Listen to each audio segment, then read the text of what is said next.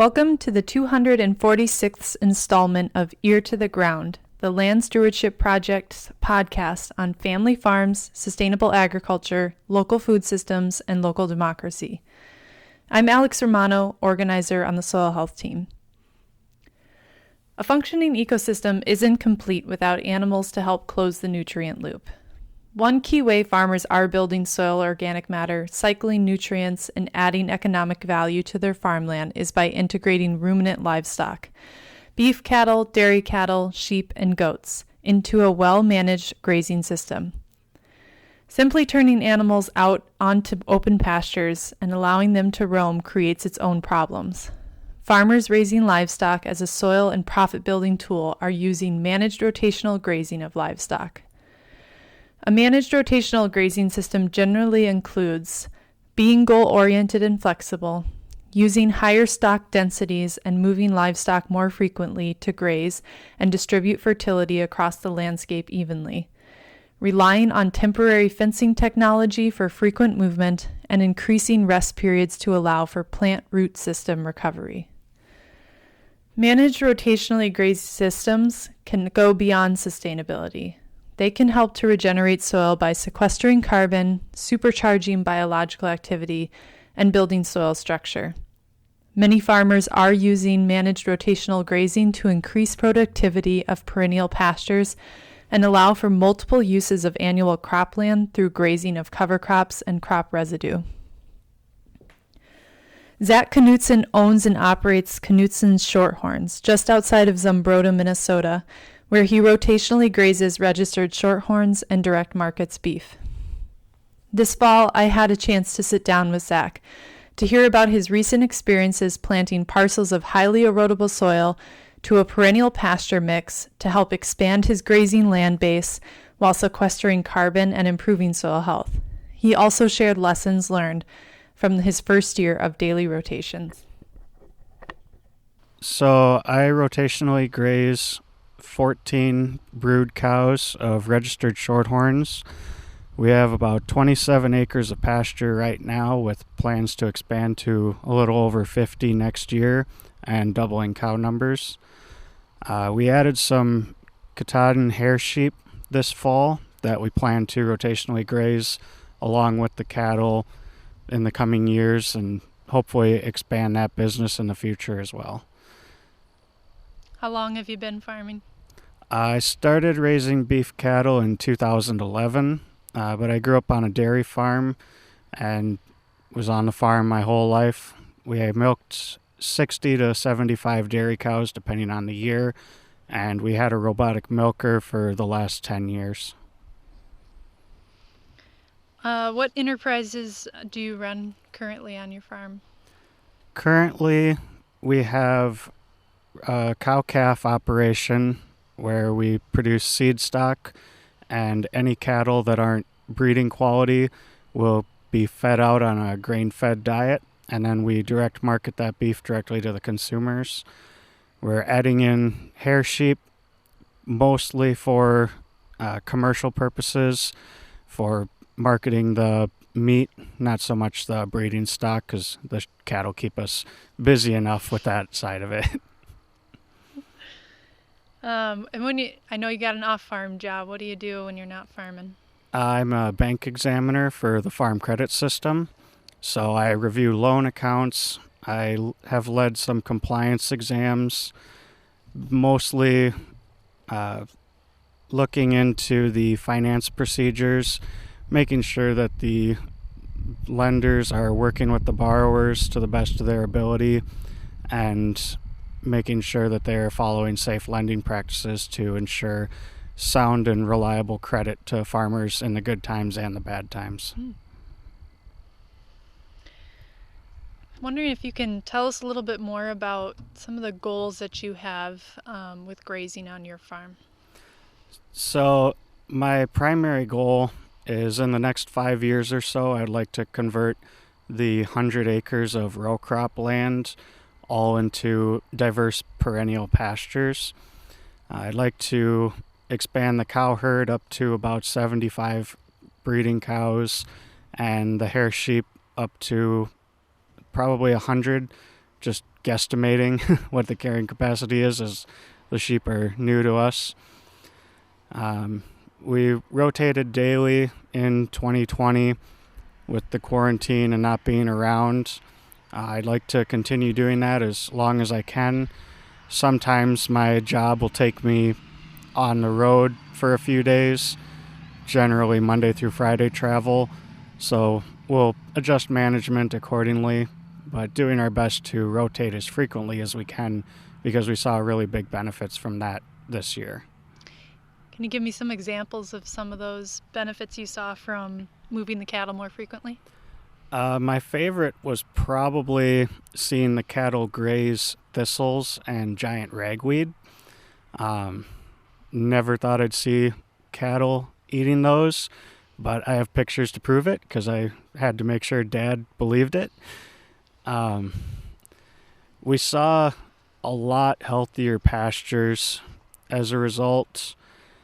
The grass, we had so much more grass than we have in any similar years.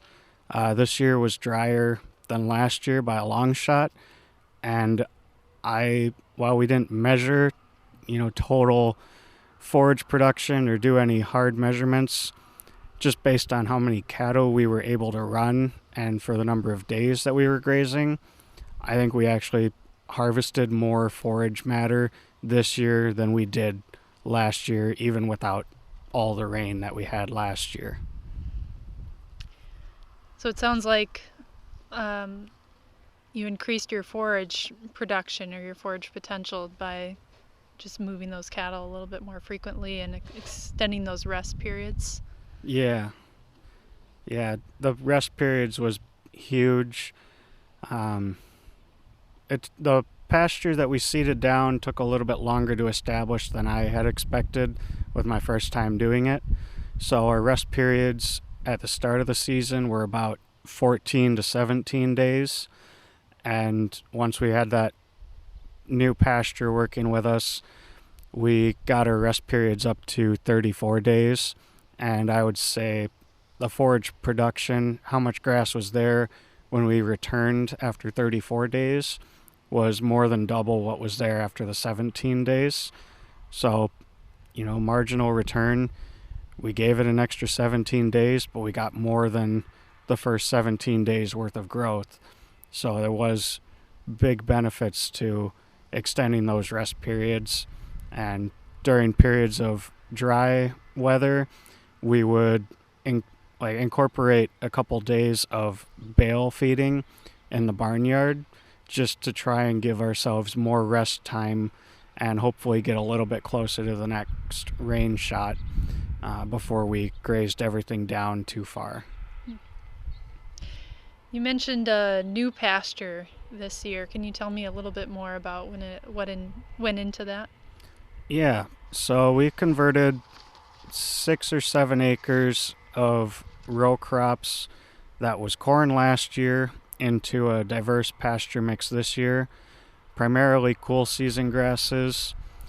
The mixture contained around 13 different species, so I won't try to name them all off the top of my head. I know there was some brome grasses, orchard grasses, a few different types of clover, a little bit of fescue, and then alongside those fields, we also were grazing some waterway areas that had been seeded down for erosion control as the row crops were growing around them. And those particular fields hadn't really been made use of in a long time, but that was part of the decision-making process to convert some of the fields to pasture. While we converted 6 acres or so to new pasture, in total we gained almost 10 acres of total grazing land because we were able to make use of the grasses that typically were just left as is. Sounds like livestock are allowing you to be a little more flexible on the farm. Is that important to you, and why? Yeah, flexibility is huge. Being able to make use of all the resources on the farm rather than getting too focused on, row crops or too focused on just livestock. I believe in making use of as much of the ground as we can while also preserving the soil health there. Converting that field, we've been doing soil tests out in the fields for a number of years, and while I don't have any of the numbers in front of me, Dad said that as he was sticking the shovel into the soil, there was a notable difference in the new pasture compared to the bean field and even the old pasture that hadn't been rotationally grazed for quite some time. It used to be set stock. By switching this year, it really improved the soil. It was just a lot lighter, easier to get the shovel into. Worms, I asked Dad if there were worms, and he said, yeah, that seemed weird. He said I had to pull those out before we could actually do the soil test, and I said, well, at least they were there to pull them out. The different pastures also gave me a lot of flexibility that, if I needed to go away for a weekend for, a wedding, a funeral, mental health purposes, we were able to adjust the pastures and the paddock sizes to fit it.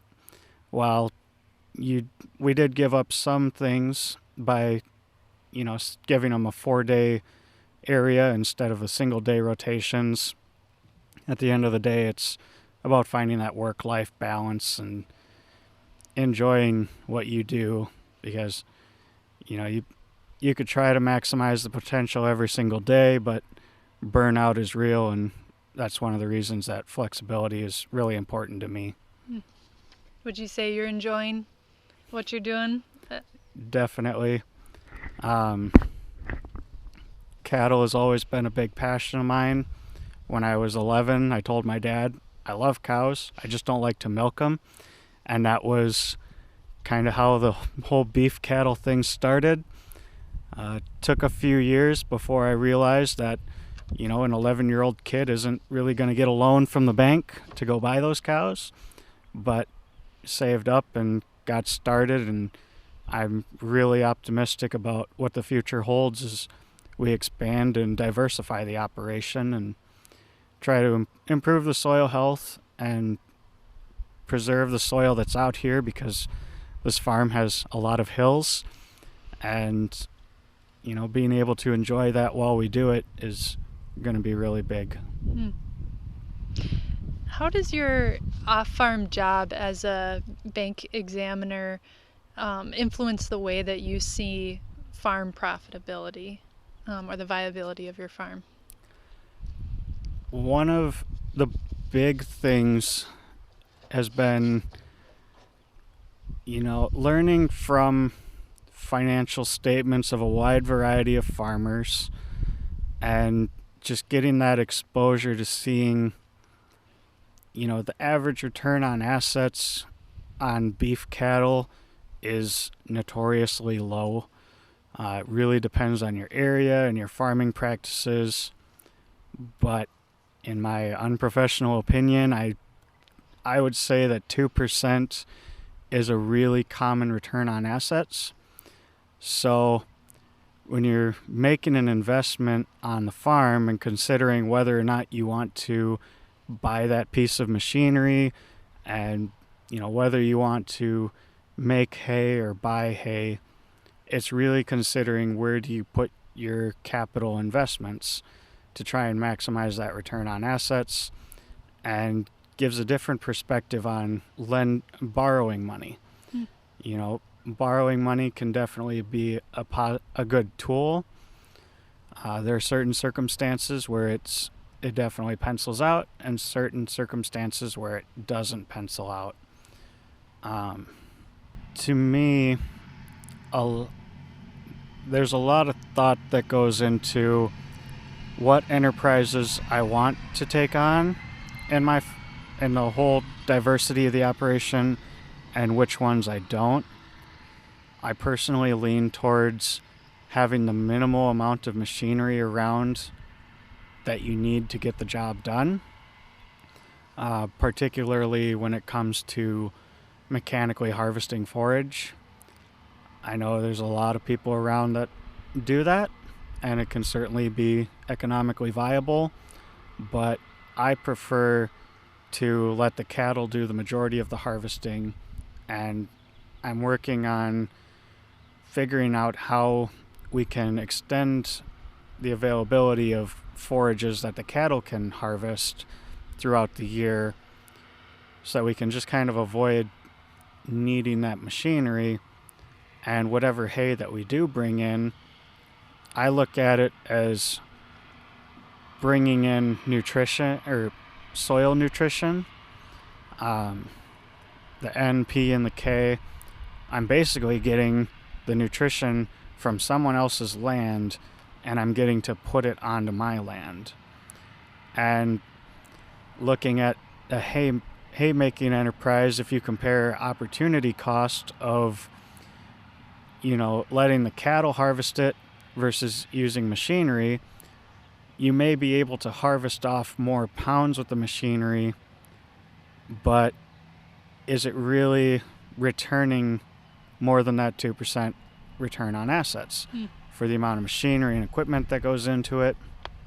Or if you have it custom done, I think if you look at what the cattle are able to harvest when you've already got the investment into the land, you've already got the investment into the cattle, letting them do the harvesting instead of a machine, I think that has a really big influence on changing that return on assets value to where, to me, in my operation, I don't think it makes sense to borrow money to buy equipment that can make hay, especially when I'm just getting started. I have access to certain equipment from my dad's farming enterprise, but starting out, there's a lot of consideration that I've learned from my job of comparing what's the return on your investment going into it, and if you're borrowing money, is that borrowed money working for you, or are you working for the entity that you borrowed it from? So again, it sounds like that flexibility and a bit of diversification can allow you to really farm the way that you want to farm, to meet your goals, and you're using livestock to do that. That's really interesting. So one last question. Is there something you'd like to experiment with, or multiple things, in the future that gets you really excited? One thing that I tried this year was at home. We had a piece of ground that when our shed roof collapsed the previous winter, some tin got laid out on the soil, and it sat there for a full summer through the winter, and it was just a bunch of dead grass out there. So I planted some pepper plants into it just to see what would happen, because personally I don't like weeding gardens. It's a lot of labor. It takes all the fun out of it. I'd much rather just walk out there, pick the crop, and call it good. Going back to the marginal cost, if you weed it, some people would argue you get a better crop, you make more use of it. There's a reason people went to weeding. But if you look at the value of your time, does the marginal return equal the marginal cost? So I want to kind of experiment in the future when we have these sacrifice paddocks with our cattle in the spring mud, these areas that really get kind of beat up by the cattle. Could we apply the same principles there of planting summer annual vegetable crops in that ground, where in the heat of the summer they're going to be booming and thriving and giving you, food for your family, potentially crops to sell at a farmer's market. because the cool season grasses didn't really seem to compete with those pepper plants that we put in there. They grew up and they covered the soil around the pepper plants, but when we got into July and August, the grass really stopped growing, as we see in our pastures, that summer slump, and that was when the pepper plants really took off. So I'm considering, and something I'd like to try, is copying that in our sacrifice paddocks, where we can plant these higher value summer annual plants, peppers, tomatoes, things of that nature. See if we can't get an extra source of revenue off that ground while also giving it an opportunity to rest and reset. Because right now, the grass that's in that area that hasn't been touched all summer is probably knee high. There's a lot of seeds, and it's really had a good opportunity to reseed itself. And I'm going to be curious to see how that patch of lawn compares to the rest of it next summer. Maybe there will be a noticeable difference, but more importantly, maybe you won't notice that area was completely barren the spring before. Sometimes not noticing anything can be a positive.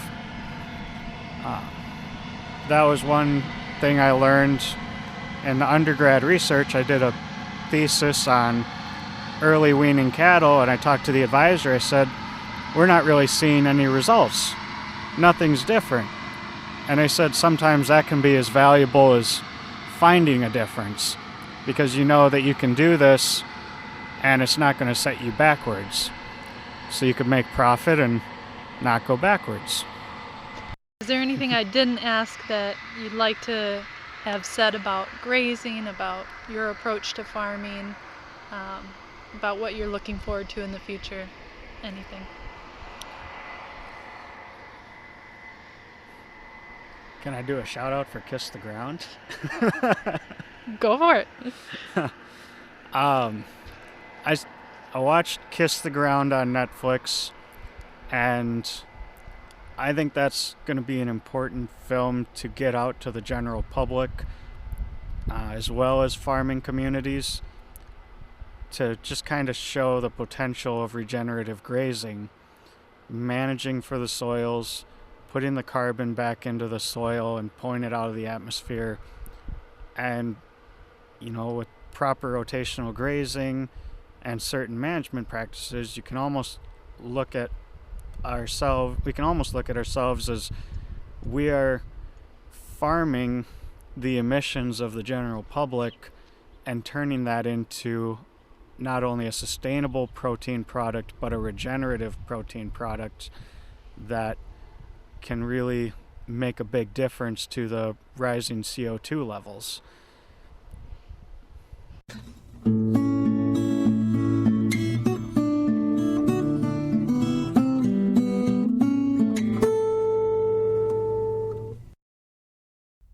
For more on ways to build soil health profitably utilizing livestock, see landstewardshipproject.org/LSP Soil Builders and click on the Grazing and Soil Health link.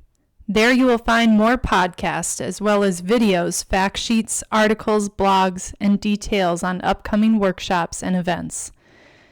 If you have comments or suggestions about this podcast, contact me, Alex Romano, at aromano@landstewardshipproject.org. Thanks to Laura Borgendale, a Western Minnesota musician, for Ear to the Ground's theme music. And a special thank you to all of Land Stewardship Project's members who make initiatives such as this podcast possible. If you're not a member, visit landstewardshipproject.org to learn how you can support LSP. Thanks for listening.